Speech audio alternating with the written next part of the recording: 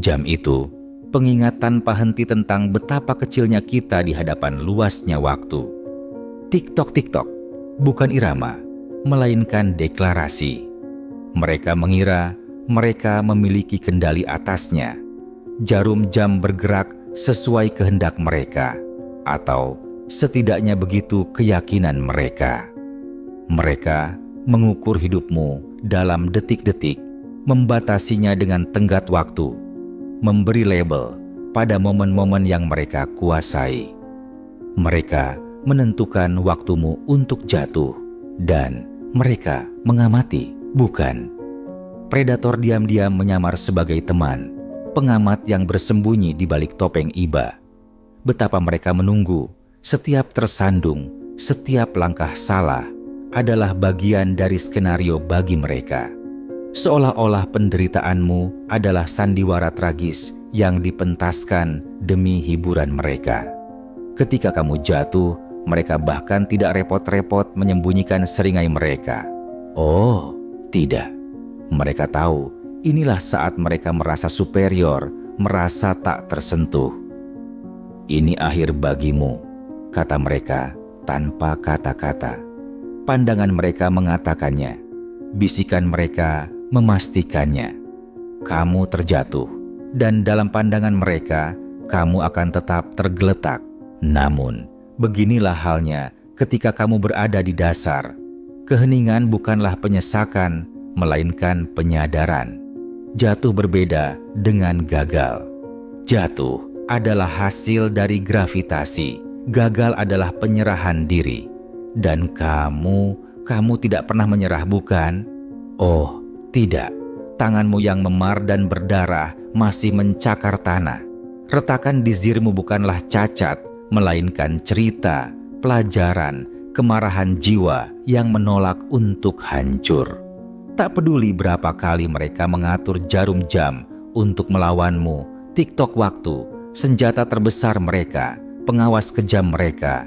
Mereka mengira waktu milik mereka, bukan? Mereka percaya ceritamu telah berakhir karena jadwal mereka mengharuskannya. Namun, apa yang tidak mereka pahami adalah ini.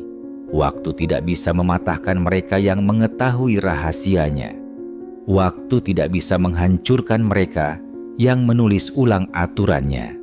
Dan bagaimana kamu menulis ulang semuanya? Setiap jatuh adalah aksi pemberontakan. Setiap luka, setiap bekas luka adalah protes terhadap keyakinan mereka bahwa mereka memiliki dominasi atas dirimu. Mereka mengira diri mereka dewa, memainkan boneka dengan jam-jam mereka. Tetapi dewa hanyalah penonton ketika kekacauan sejati, perubahan sejati terjadi. Dan kamu adalah kekacauan yang terkendali, kekacauan yang disengaja, kekacauan yang puitis. Apakah kamu ingat saat udara terasa seperti besi dan penyesalan? Saat tubuhmu menjerit untuk istirahat, tapi pikiranmu menolak menyerah? Itulah titik balik.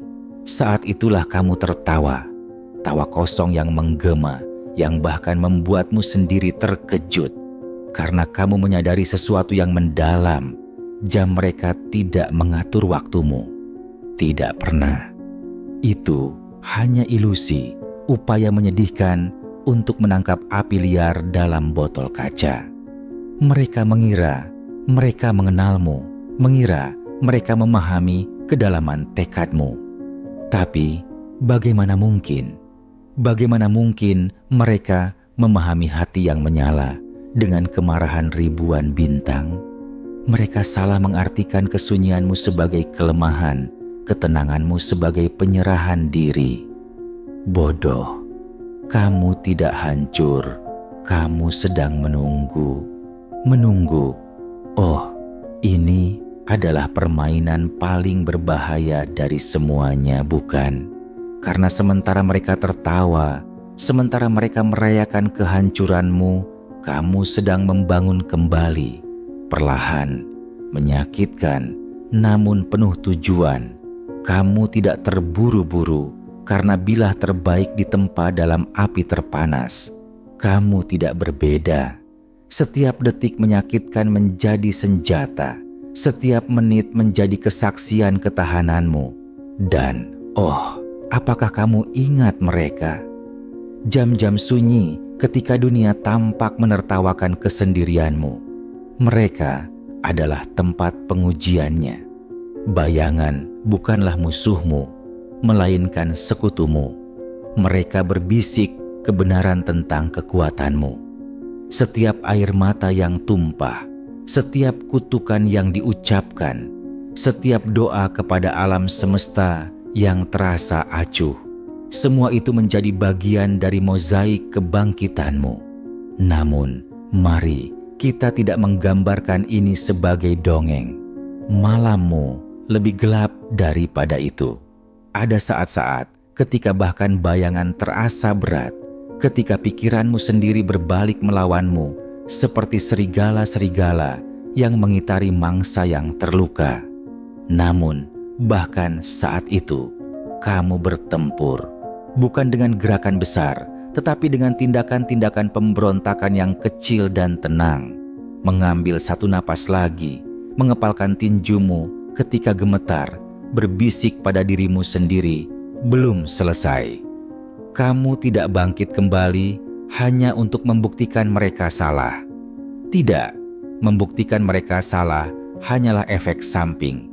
Alasan sebenarnya kamu bangkit adalah untuk dirimu sendiri, untuk versi dirimu yang menatap balik di cermin dengan mata kosong tapi semangat yang tak terpecahkan. Untuk malam-malam yang dilewatkan dalam pemberontakan sunyi, di mana satu-satunya suara adalah detak jantungmu yang menolak menyerah.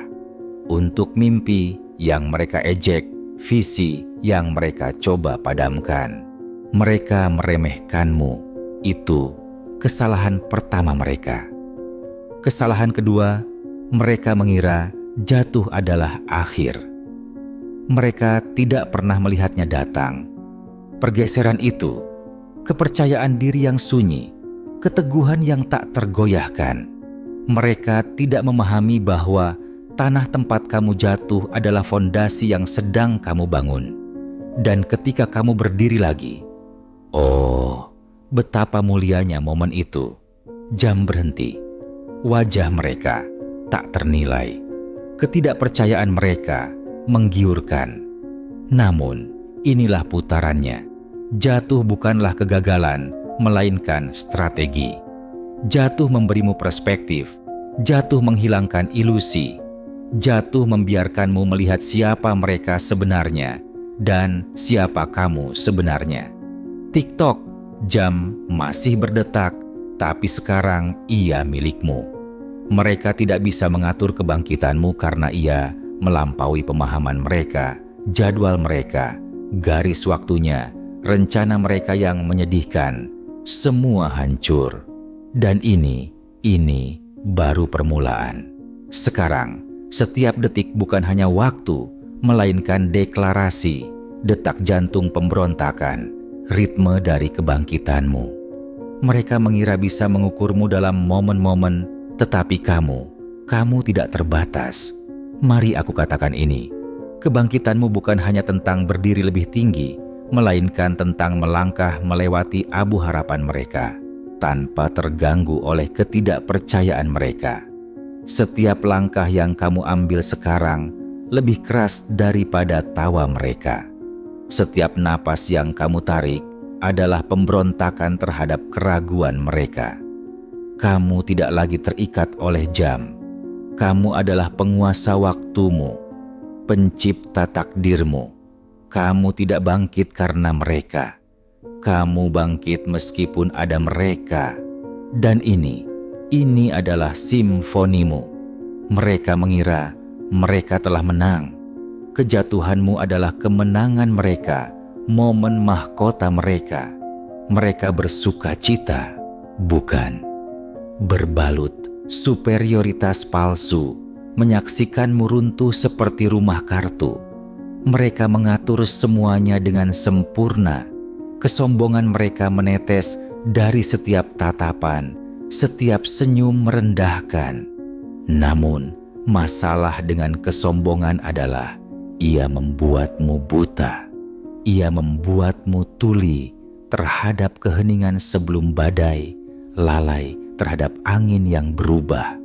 Dan kamu menjadi badai yang tidak pernah mereka lihat datang. Bangkitmu, oh, itu bukan sesuatu yang tiba-tiba. Ini bukan spektakel dramatis Phoenix bangkit dari abu. Tidak, ini lebih lambat, disengaja, dan jauh lebih berbahaya.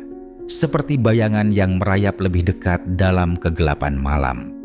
Kamu bangkit tanpa diketahui, diam-diam, sabar. Apakah kamu ingat langkah pertama itu? Momen menyakitkan pertama ketika kamu berani melawan tarikan gravitasi, ketika setiap serat dalam tubuhmu berteriak agar kamu tetap terbaring, menyerah. Namun, kamu tidak menyerah. Kamu melawan beban ekspektasi mereka, melawan rantai tawa mereka, melawan gravitasi keraguanmu sendiri. Kebangkitan tidak pernah bersih. Ia kotor, kacau, penuh kemunduran. Ia adalah medan perang, bukan parade. Namun, kamu terus bergerak. Setiap bekas luka, setiap memar, setiap air mata menjadi bagian dari persenjataanmu. Mereka mengira telah mengupasmu hingga telanjang, meninggalkanmu tanpa apapun. Namun, mereka tidak menyadari bahwa kehampaan adalah tanah subur untuk penciptaan.